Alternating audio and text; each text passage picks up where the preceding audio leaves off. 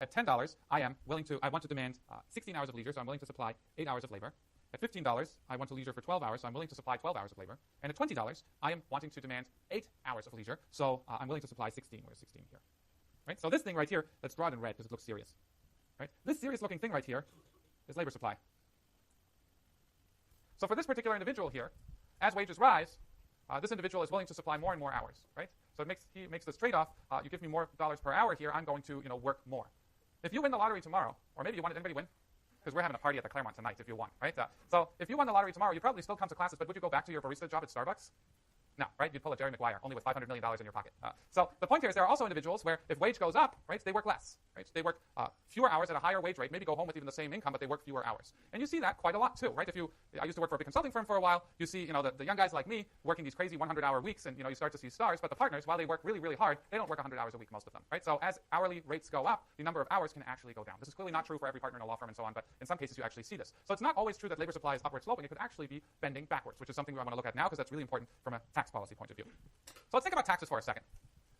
When I hire you as my work study student, I can offer you, I don't know, what does work study pay these days? Is $15 a good wage an hour? Yeah, $15 is all right. 20 is clearly better, right? But 15 is not bad. So I pay you $15 an hour. What happens when you get your paycheck? Yeah, lots of taxes taken out, right? Not just income taxes, other stuff is taken out too, but you send part of your income back to the federal and state governments, and they do things with it, right? They provide you with roads, schools, police protection, national defense, airwaves, I don't know, public health services, all kinds of stuff. And we'll talk about redistribution quite a bit later. But an income tax really just means for the $15 I'm paying you, you get back 10, right? So the higher the tax rate is, if I start ramping up that tax rate, what does that mean to the number of dollars you actually get per hour's worked? Less, right? Do you spend according to your nominal wage, the $15 I'm offering you, or do you spend according to the money that you actually get after taxes? I hope the latter, right? Please do not spend nominal money because the tax man cometh after you. Call Willie Nelson. He'll tell you how that goes, all right? If any of you don't know who Willie Nelson is, you should really log on to Spotify and listen. The man's awesome. But the point here is an income tax is very similar to a wage decrease because you spend the money you actually get into your pocket, not the money that the employer necessarily writes a check for because some of it goes to the government. So if income tax is similar to a wage decrease, we could actually think of modeling changes in tax rates in this particular model right here. So as you ramp up taxes, your wage goes down, right? So higher taxes, wages go down. Well, what did we just do? We did an example where wage went from being low to high. So if we're thinking about tax increases, right, we could think of our after-tax wage as the slope of this, right? So let's say the initial tax rate is really, really low and you get $20 in take-home wage, and then taxes rise and you only get $15 in take-home wage. Your budget constraint is that, and then taxes rise again and you only get $10 in take-home wage. Your budget constraint rotates in again. So this model is really cool in the sense that you can figure out how people react to changes in marginal tax rates, right? Taxation here is represented as a really overly simplified thing. The way taxation actually works over the range of income, you pay different tax rates, right? So at low levels for the first so-and-so $1,000, you pay a low rate, and then it just goes up stepwise over time until after, I think, $400,000 or something like that, you're paying close to 40% in taxes. So taxation is complicated and tricky. There are lots of great classes like public finance that look at the actual detail of this, but here we're just going to say the tax rate is a fraction of your income taken out of your paycheck. Okay, so what I want to think about is the following. If labor supply is upward sloping, like it was before, lowering taxes, right, leads to more hours worked. So if we have this upward sloping labor supply, you lower taxes that actually shift your income, your budget constraint out, and you work more hours. That's exactly what we just saw. So if you're a government and you're worried about tax revenue because you got bills to pay, right, that actually might work out quite well, right? You lower taxes, people work more hours, meaning they get more hours that you tax, and if you do that, your tax revenue might actually stay neutral or go up or not go down by very much. But you really need to rely on this fact that if you lower taxes, that people have this positive labor supply response. However, if labor supply isn't upward sloping, but it's backward bending, and I will show you what that means in a second, much like we did for the backward bending angle curve right here, you could get into some really tricky issues where that's not necessarily true, right? So let's look at that for a second, and then think very broadly about tax policy in the United States and think about what this means for the historical record of government revenue. And then we're going to move on to studying firms. Okay, so what I want to think about is I want to think about a very similar scenario we thought about a second ago, right, where we have a sequential tax cut. So let's do that. In fact, what we're going to do is we're going to draw pretty much the exact same picture, but I'm going to draw a different individual for a second. So the budget constraints are going to be the same, right? So wage 1 is $10. Wage 2 is going to be 15.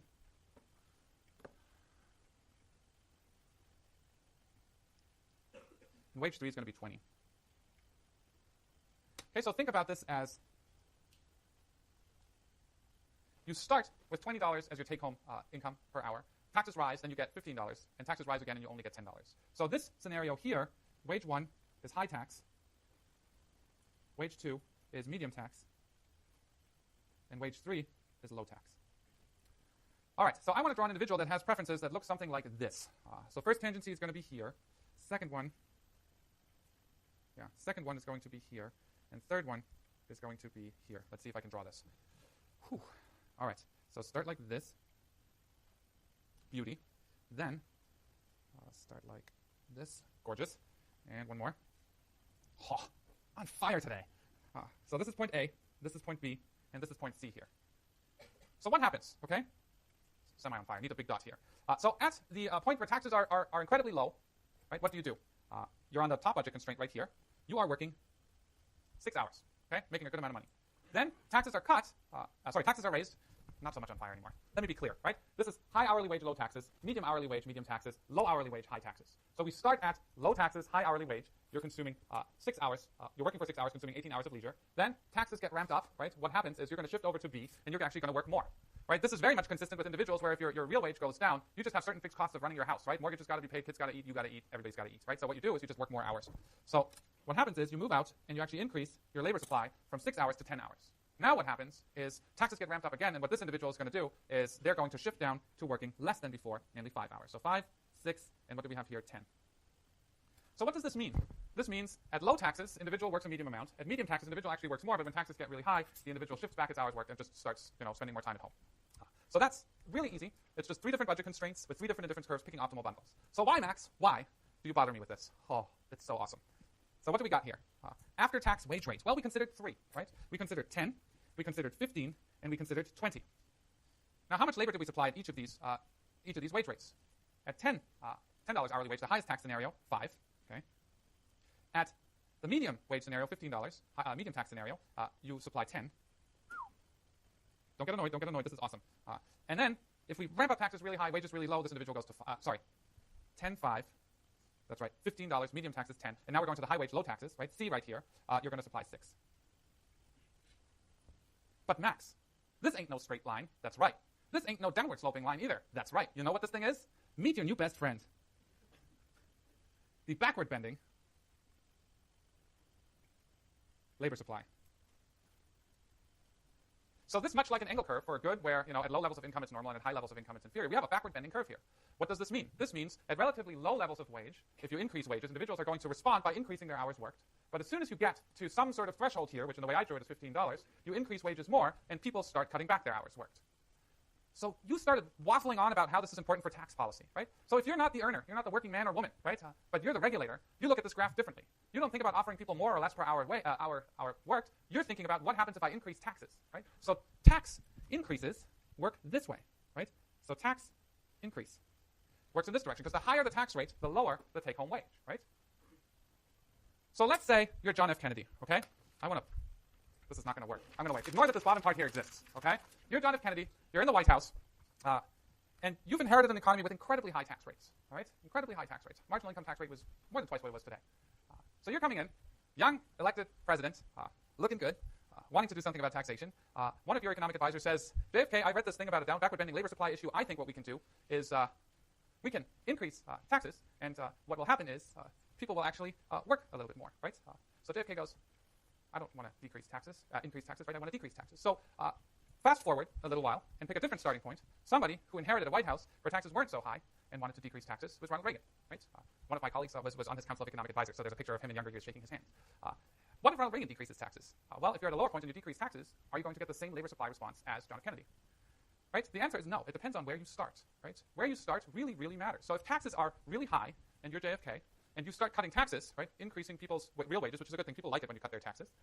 You're worried about government revenue going down because now you're cutting taxes. If labor supply responds positively, right, people work more. You're now taxing more hours at a lower rate, but you're taxing more hours. You could think that government revenue stays constant or doesn't go down by very much because you have this positive response in hours worked, right? You're taxing more hours at a lower rate. But if you start at the middle point right here, you cut taxes again, right? Now you get a lower tax rate per hours worked. But what happens to hours worked as you cut taxes in the top part here? They go down, right? So now all of a sudden you're taxing fewer hours at a lower rate, and your government revenue may go down. Question. So I wish I had cash. I would totally pay you like $5 for that question because that's my next slide, right? So great question. But the point I want to get across before I answer your excellent question is, when you turn on the TV, depending on whether it's a left-wing or a right-wing station or whoever's had kale for breakfast this morning, they always tell you cutting taxes is good, and the other ones say, no, we should really tax individuals and, we'll all be okay. Well, if labor supply is backward bending, which it may or may not be, it's the minds are divided on this, but if it's backward bending, there is no blanket answer, right? It depends on where you start. Given what the current tax structure is, if you cut taxes, is labor supply going to increase or is it going to decrease? And of course, the tax code is much more complicated than that. We don't blanket cut one tax rate. There's 1,000 different tax rates, so you've got to figure out which taxes you cut and which group responds how through their labor response and their changes in offshoring strategies, right? But I just want to get this thing across here, which I think is a really nice, neat model to show you've really got to worry about how individuals respond to tax changes. You don't just change the number and everybody does the same thing as before. Yes? Yes. 1, 2. The fact that in this case, because it's virtual lecture, the fact that this case when they Correct. It depends on the individual's preferences, right? Everything in economics and consumer theory depends on what your preferences look like. One guy said, well, if on average individuals' preferences look like that, you get a backward bending labor supply. But it's not clear that that's actually true. And also the experiment to really tease this out, you can't really run because we don't vary one tax rate, but we vary 1,000 rates at the same time, and it takes you a long time to figure out how the labor force responds, and there are all kinds of other shocks that happen. So really teasing that relationship out, we economists will debate this until the end of time. But your fundamental sort of insight here is correct, that the fact that we get this backward bending thing hinges fully on that this here roughly represents aggregate preferences. Follow up? Yeah. Correct. Correct.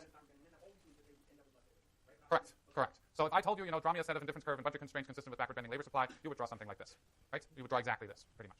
All right. So to answer the other excellent question here is, well, how do we figure out how tax revenue responds to changes in the marginal tax rate? So this guy, Don Fullerton, I'm good friends with the guy, really nice guy, just bought this last piece of American coastal property somewhere in Canada. He sees orcas jump out of the water in front of his campsite. Really beautiful. I don't know why I'm telling you this. I'm Facebook friends with the guy, so I know this. He, in a 1982 paper, tried to figure out, what's the historical relationship between tax revenue and marginal income tax rates? So if you're a government that's trying to maximize tax revenue, what should be the marginal income tax rates? And this is a 50-page paper full of equations and econometric estimates, and I'm bringing it down to one graph. But the rough answer here is that if you were a tax revenue maximizer, which, by the way, should not be the role of the government ever, the marginal income tax rate should be somewhere near 79%, which, of course, is ridiculously high, right? There are countries that have that or close to it, but generally speaking, most countries have marginal income tax rates in the 40 to 50% range. There are some that have higher ones.